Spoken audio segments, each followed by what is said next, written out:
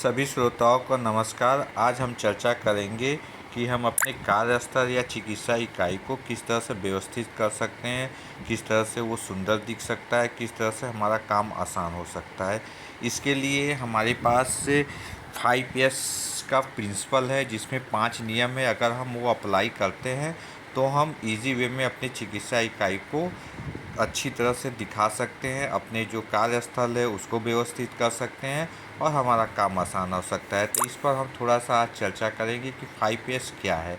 5S में पहला होता है, पहले एस का मतलब शॉर्ट, दूसरे एस का मतलब सेट इन ऑर्डर, थर्ड जो एस होता है साइन, फोर्थ जो होता है स्टैंडर्डाइज और फिफ्थ होता है सस्टेन।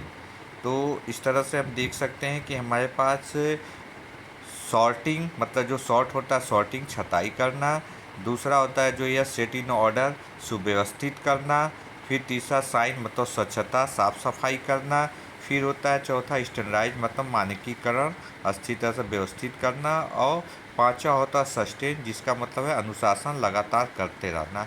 अब शॉर्ट का मतलब ये होता है कि methodically remove all non essential item from the work space.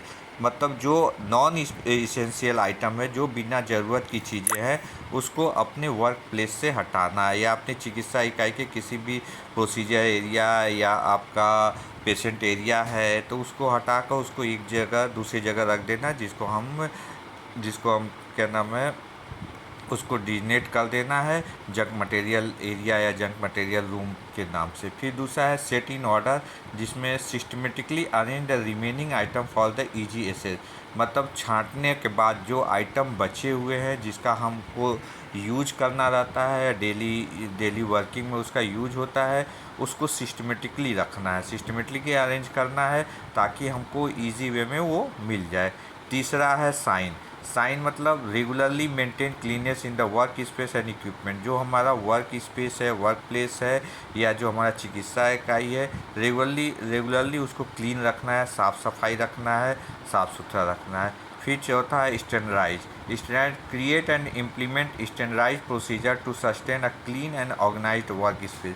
जो हमारा जो वर्क प्लेस है या हमारा जो चिकित्सा इकाई है उसको प्रॉपर वे में स्टैंडर्डाइज तरीके से रखना है ताकि देखने में अच्छा लगे, इजी वे में उसको असिस्ट किया जा सके, इजी वे में उसे खोजा जा सके या सर्च किया जा सके कोई भी आइटम। फिर लास्ट है sustain mean foster a continuous commitment to the 5S principle. मतलब ऊपर की जो चीज़ें हैं वो रेगुलर बेसिस पर, डेली बेसिस पर उसे हमें कंटिन्यू रखना है। तो ये 5S के शाब्दिक अर्थ हुए। अब इसमें हम देख सकते हैं कि पहला यस छटाई करें, साफ करें, वर्गीकृत करें। दूसरा यस क्रम में लगाएं, हर एक चीज़ के लिए जगह निश्चित करें, उन्हें उनके जगह पर रखें। तीसरा यस नियमित झाड़ू लगाना, साफ सफाई करना, जांच करना।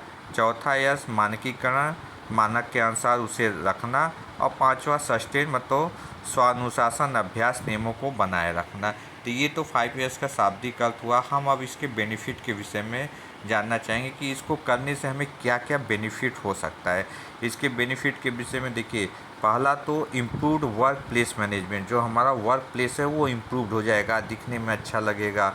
दूसरा है बेटर वर्क स्पेस यूटिलाइजेशन। जो हमारे पास जगह है, जो वर्क स्पेस है, उसको हम प्रॉपर वे में, बेटर वे में यूटिलाइज कर सकते हैं।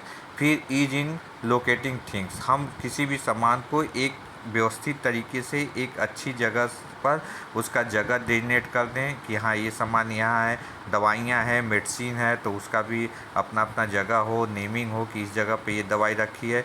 फिर लेस टाइम वेस्टेज, हमारा टाइम इससे काफ़ी बचेगा। लोग ये सोचते हैं कि 5S इम्प्लीमेंट करना कठिन है, लेकिन ये करने से हमारा बहुत टाइम बचेगा। फिर उसके बाद हमारा जो बेनिफिट है प्रोडक्टिविटी इफ़िशियंसी इम्प्रूवमेंट, हमारी जो क्षमता है वो बढ़ जाएगी, हमारा जो रिजल्ट है, आउटपुट है, वो इससे बढ़ जाएगा। तो ये 5S यूज़ करने से हमें ये फ़ायदे और बेनिफिट्स होते हैं। तो इस तरह से हम अपने वर्क प्लेस को या अपने चिकित्सा इकाई को इजी वे में मैनेज कर सकते हैं, अच्छा कर सकते हैं, देखने में अच्छा लगेगा। हमें सामान व्यवस्थित रखते हैं, साफ़ सफाई रखते हैं, सारे रजिस्टर डॉक्यूमेंट नेमिंग कर देते हैं, उसको प्रॉपर जील लगा देते हैं, रजिस्टर का नेमिंग कर देते हैं, नंबरिंग कर देते हैं।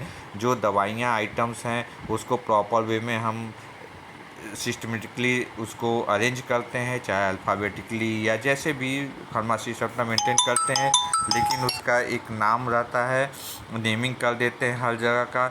जो हमारे अनयूजुअल आइटम हैं, जो हमारे जो यूज के नहीं है, उसको अलग रख देते हैं, उसके लिए प्लेस डेजिग्नेट कर देते हैं, जिससे जंक मटेरियल स्टोर रूम कर सकते हैं। तो इस तरह से हम अपने वर्क प्लेस को या चिकित्सा इकाई को व्यवस्थित करते थे। चिकित्सा इकाई में भी जो जो प्लेस जहाँ पर है उसका नाम लिख दें, जैसे ओपीडी हुआ, ओटी हुआ, लेबर रूम हुआ या आपका लैब एरिया हुआ, इस तरह से हम व्यवस्थित कर सकते हैं। फिर उसके बाद आता है कि हम अपने जो भी प्रोसीजर एरिया है उसका जोनिंग करना।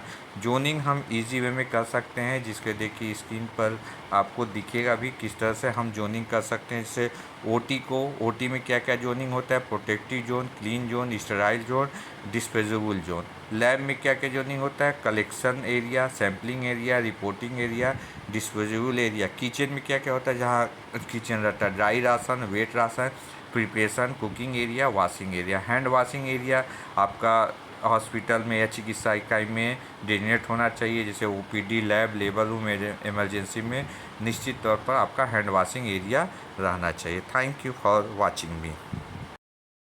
कुछ फोटोग्राफ स्क्रीन पर दिख रहे हैं, इस तरह से हम 5 ईयर्स को मैनेज कर सकते हैं, अपना वर्क प्लेस को मेंटेन कर सकते हैं, रजिस्टर का नेमिंग कर सकते हैं, या दवाइयाँ हैं अलमीरा में रखा हुआ उसका फ़ोटो दिया हुआ है, उस हिसाब से हम अरेंज कर सकते हैं।